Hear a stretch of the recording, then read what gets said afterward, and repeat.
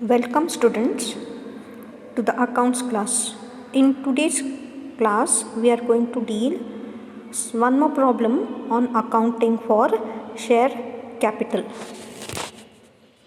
The problem says it is issue of shares at par and forfeiture with and even reissue. So now we are having excellent company which has issued 60,000 shares of equity shares each rupees 100 and premium is at 5 rupees. So in today's class we are dealing how to solve the problems with premium when premium is given. So premium is 5 rupees and amount payable is as follows. So now in this particular problem we do not know when allotment is collected. So normally when the premium is collected it is with the allotment. So they say 2 rupees on application, 8 rupees on allotment, 5 rupees is on first and final call. So including premium in the allotment statement is not given, but normally allotment is done along with the premium amount. So whenever nothing is stated in the problem that when premium is going to be paid, it should be along with the allotment. Most of the times in the problem they will say when the premium amount is going to be collected, but if it is not stated, assume that it is always collected with allotment money. Now all the shares were subscribed and duly received with exception of first and final call on 4,000 shares. Directors forfeited these shares and reissued them as fully paid at rupees 8 per share. So in today's class we are given a problem with premium and how to start or how to pass journal entries we are going to see in the next class. So remember students, for the above three cases the application money is always appearing on the credit side in first entry, debit on the second entry. Allotment, debit in first entry, second entry it is credit, similar with call. So when allotment is made, even premium has to be shown at the time of allotment. So first journal entry is for share application, receipt of application. We are receiving application money, so cash or bank account is debited to share application account. 60,000 is the amount of shares, 2 rupees they are collecting per share, so 60,000 into 2, 1,20,000 each. Application money received.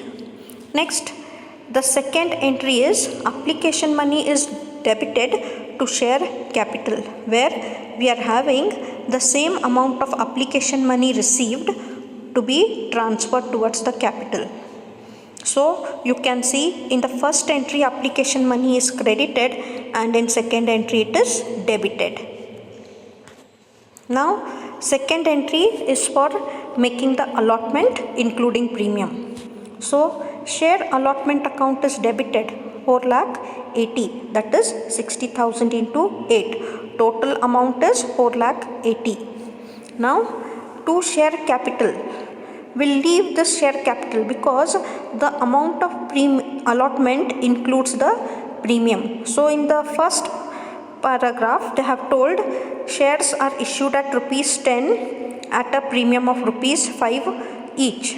So out of this 8 rupees, 5 rupees is towards the premium. So 60,000 into 5 gives me 3 lakhs. So now 4,80,000 minus 3 lakhs gives me 1,80,000. So you can take directly the difference, debit minus credit gives me the amount of capital. Or else you can minus from this rate, 8 minus 5, difference is 3. So this 3 rupees is towards capital. So 60,000 into 3 gives me 1,80,000 and 60,000 into 5 gives 3 lakhs. So allotment money due including premium. Now cash or bank. Now the amount for due is over. Now fourth entry will be for the receipt. So cash or bank account is debited to share allotment. Now allotment is debited with 4,80,000. The same amount is to be paid by the public towards the company. So public is going to pay 4,80,000 and allotment is credited with 4,80,000. So share allotment money received. So in second entry you can see for allotment, first it is debited and second it is credited. Now coming for the next entry, that is for making the call. Now when money is called, share first and final call account is debited to share capital account. So total we are receiving 5 rupees per share. So 60,000 is the amount of shares issued. Multiplied by 5, you will get 3 lakhs. So share call money is debited to capital. Narration, share call money due. Now on the receipt there will be certain changes. So the entry will be cash or bank account debit to share call account. But our company is receiving only on 56,000 shares. Now these 56, how it has come? Problem says there are 60,000 shares, of which 4,000 people or 4,000 shareholders have not paid the amount of rupees 5 on their holdings. So from 60,000 I should minus 4,000. I will get 56,000. So 56,000 into 5 gives me 2,80,000. So when I am going for the receipt of first and final call, always we have to minus the arrears of the shares with the total issue, so that I will get the net shareholders who have paid the amount of call money. And with this amount, the call money has to be multiplied. I will get the amount of call received.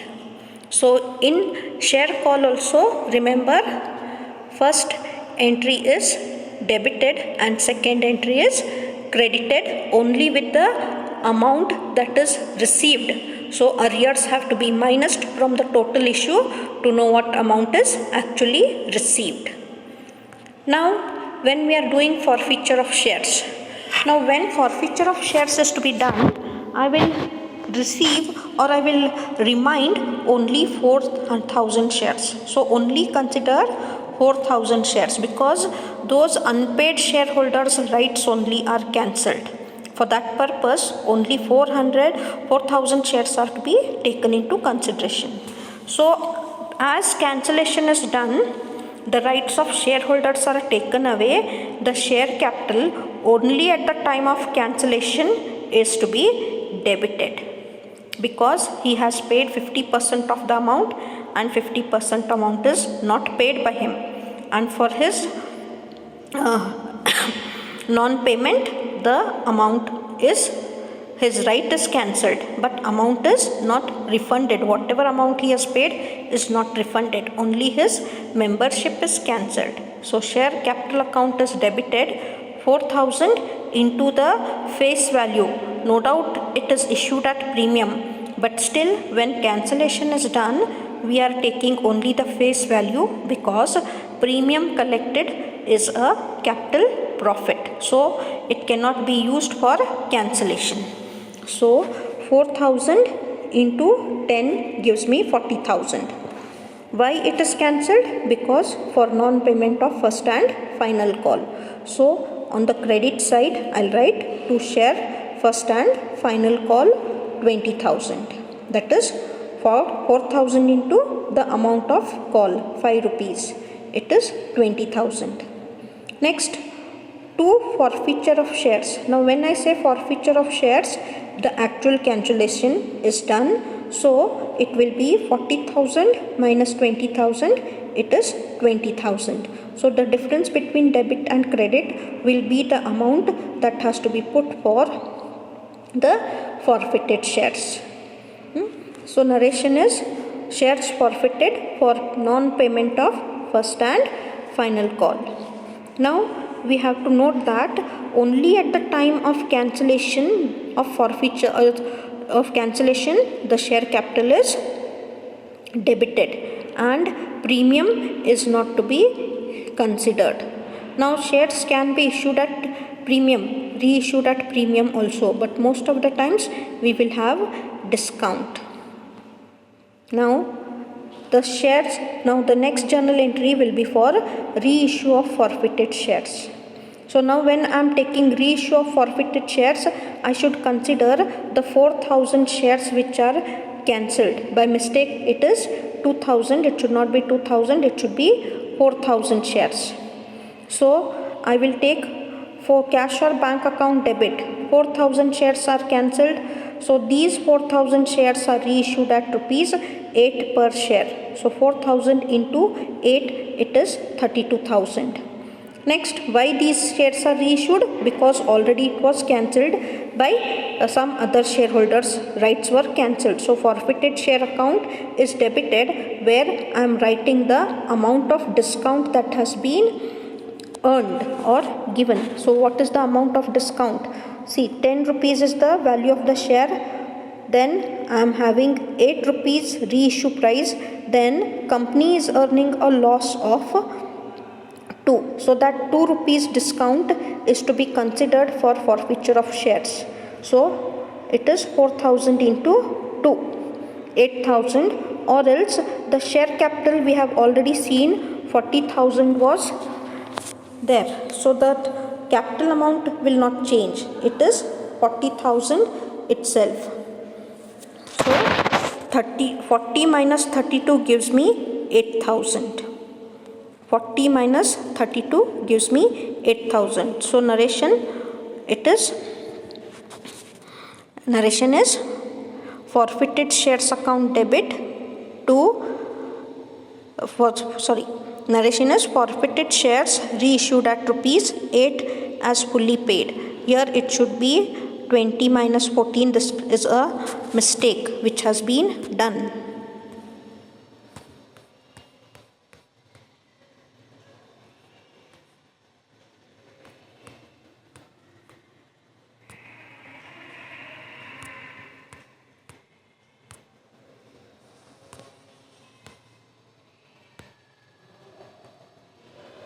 Yes, the mistake has been done. So this it should be 40 minus 32. 40,000 minus 32. Then it will be 8,000. Next we are having to the last 9th entry, that is forfeited share account is to be debited to share capital. Now if we see in the previous slide and the current slide is showing on the debit side of forfeiture account 8,000, whereas my previous slide was showing the difference of 20,000. On the credit side forfeited share is having 20,000, whereas on the debit side it is 8,000. So the difference between 20,000 and 8,000 is 12,000. So the company is still earning a profit of 12,000 even after discounting the shares. So I will have forfeited share account debit to capital reserve 12,000. This is the difference on forfeited shares on the debit as well as credit side. Narration, difference on forfeited shares transferred to capital reserve. Here we complete our problem. In the next class we will see one more problem on the premium and then go for the next topic. Till then be safe. Thank you. Bye.